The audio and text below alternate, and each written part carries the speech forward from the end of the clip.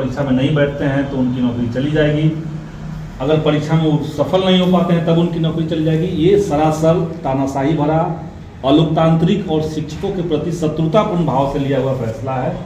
अभी जिनकी बातें आप सुन रहे थे वे पटना के पालीगंज विधायक है। जी हाँ, माननीय विधायक संदीप सौरभ लगातार शिक्षकों की आवाज़ को उठाते रहे हैं।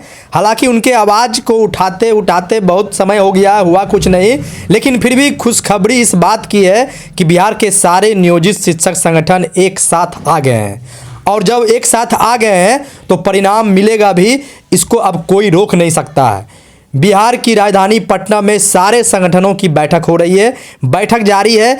इस बीच माले सीपीआई के विधायक संदीप सौरभ जी प्रेस वार्ता में क्या कुछ कहे हैं अपर मुख्य सचिव शिक्षा विभाग के पाठक को लेकर और सरकार के रवैये को लेकर, वो आपको सुनना चाहिए।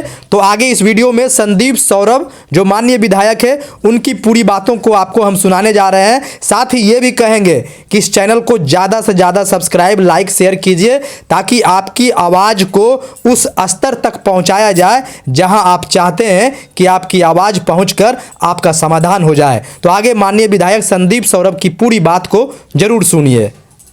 दिया गया है वो परीक्षा में नहीं बैठते हैं तो उनकी नौकरी चली जाएगी, अगर परीक्षा में वो सफल नहीं हो पाते हैं तब उनकी नौकरी चली जाएगी। ये सरासर तानाशाही भरा, अलोकतांत्रिक और शिक्षकों के प्रति शत्रुतापूर्ण भाव से लिया हुआ फैसला है।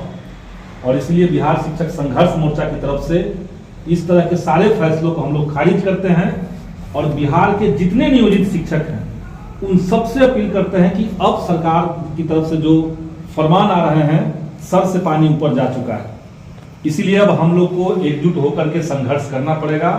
और आज तमाम शिक्षक संगठनों की बैठक में हम लोगों ने यह निर्णय लिया है कि मंगलवार को यानी परसों 6 तारीख के दिन जो टीचर जिस स्कूल में है, जिस ड्यूटी में है, वहां पर काला बिल्ला लगा करके ये जो फैसला के पाठक का आया है कि शिक्षकों की नौकरी चली जाएगी, उसकी एक प्रति हम लोग लें और उसको जलाएं और उसको प्रचारित करें। 6 तारीख के दिन ही एक डेलीगेशन शिक्षक संगठनों का, उसमें मैं भी शामिल रहूंगा, हम लोग शिक्षा मंत्री जी से मिलेंगे और उनसे अपनी बात को कहेंगे। इसके साथ साथ ये भी जरूरी है कि सरकार शिक्षकों को हल्के में लेना छोड़ दे। बिहार के जितने नियोजित शिक्षक हैं 4 लाख से बड़ी तादाद उनकी है और कई दशकों से वो सरकार के शैक्षणिक और गैर शैक्षणिक कार्य कर रहे हैं, वो बिहार को चला रहे हैं। इसलिए उनको डराना धमकाना, उनको अपमानित करना ये बंद हो। अगर ये सारे फैसले जो हाल में के पाठक ने लिए हैं, नौकरी निकालने की जो बात हो रही है, अगर इसको तत्काल खत्म नहीं किया गया तो बिहार विधानसभा का जब सत्र चलेगा उस बीच में लाखों की संख्या में बिहार के नियोजित शिक्षक पटना में एकजुट होकर के आंदोलन करेंगे।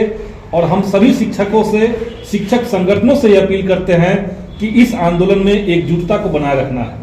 हम लोग अलग अलग मोर्चे से जुड़े हुए हैं, अलग अलग संगठन से जुड़े हुए हैं, लेकिन अलग अलग आंदोलन नहीं करना है, बल्कि एक साथ एक प्लेटफॉर्म पर आकर के अपने अपने बैनर के साथ आकर के, अगर सरकार नहीं सुनती है तो आने वाले दिनों में हम लोग पटना में एक बड़ा आंदोलन करके शिक्षकों की ताकत दिखाएंगे और इस सरकार को झुकाएंगे।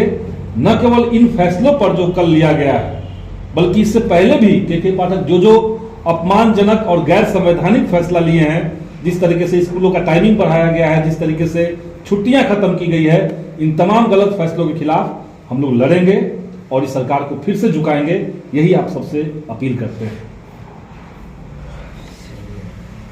ठीक है।